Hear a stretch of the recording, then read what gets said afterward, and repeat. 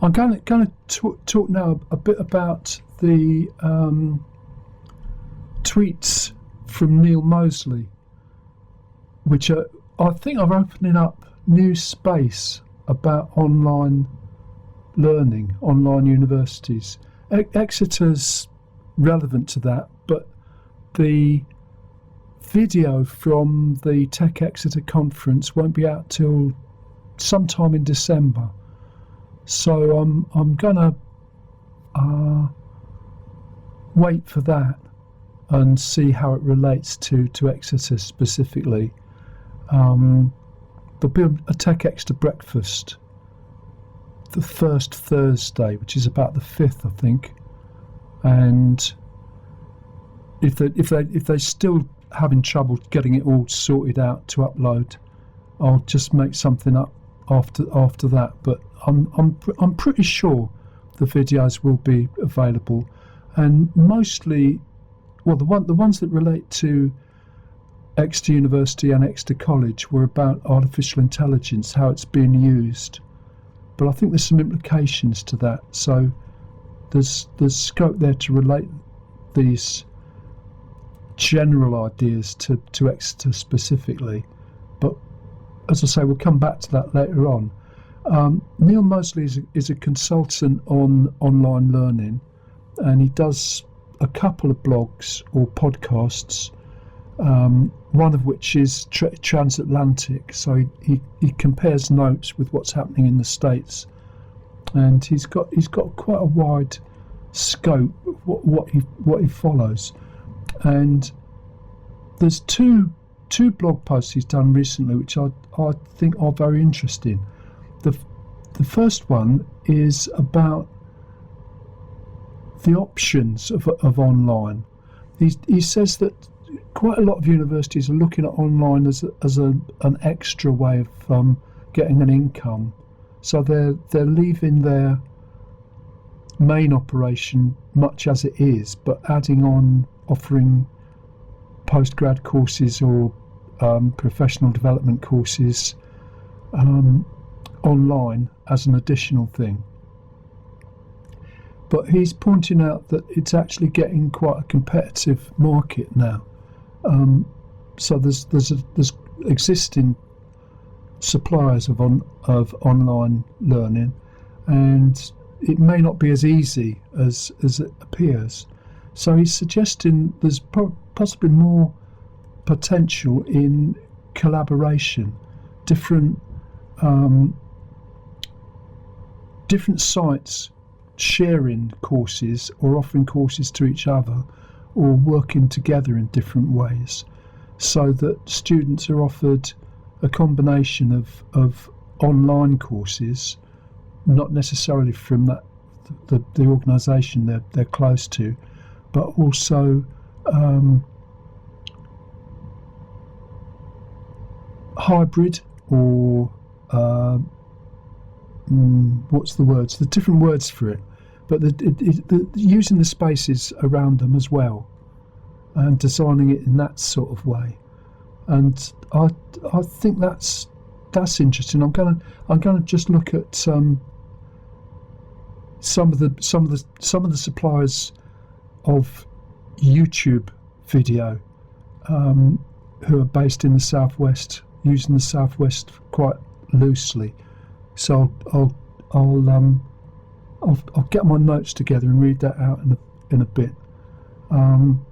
But also he's got another blog post about India, because he's saying that India is very receptive to online education, which I've noticed that myself as well.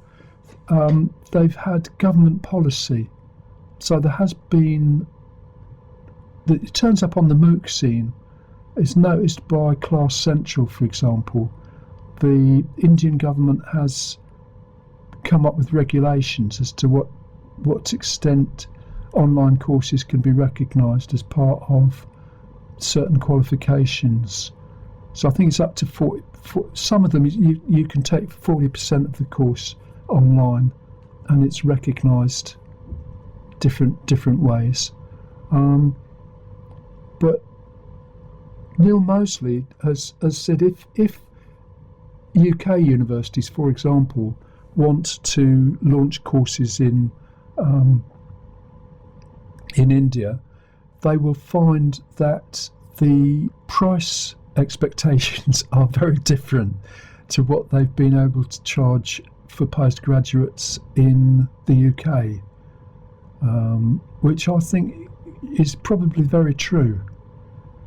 But also, he hasn't made any, as far as I can tell, I've only read it very quickly this morning, but I don't think he's looking at ways in which Indian universities could compete, both with the offers of UK universities in India, but also offer courses in the UK, the United States, and all kinds of other places, because the institutes of technology and management are very well thought of. I don't know if they offer online or if they're promoting that outside India, but it would be interesting to find out a bit more about that.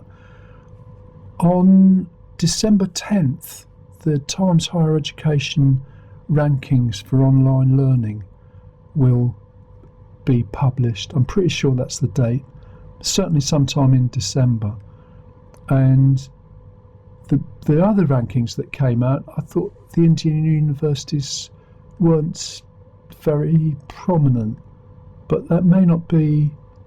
It may just be what sort of things are being looked for, because I certainly think those institutes are well thought of by the tech scene in the States. Then, let's say, whether that should matter, it's not necessarily an academic credential, but anyway, I think in the online learning rankings, the Indian sites may get more of a mention.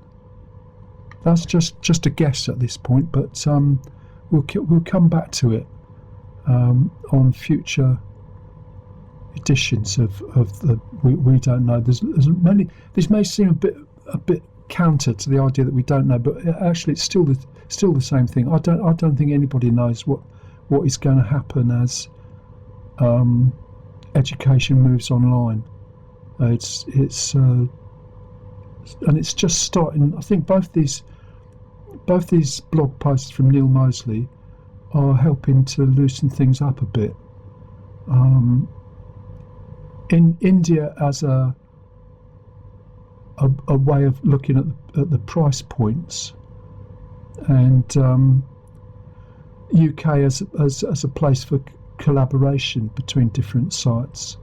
And by the way, the business school, which is where the Tech Exeter conference happened, I'm pretty sure we'll get into this sort of conversation. I don't think business schools are part of the THE ranking for some reason, but a completely different pricing level to reach a much wider market. That's the sort of thing a business school would be interested in, you would think.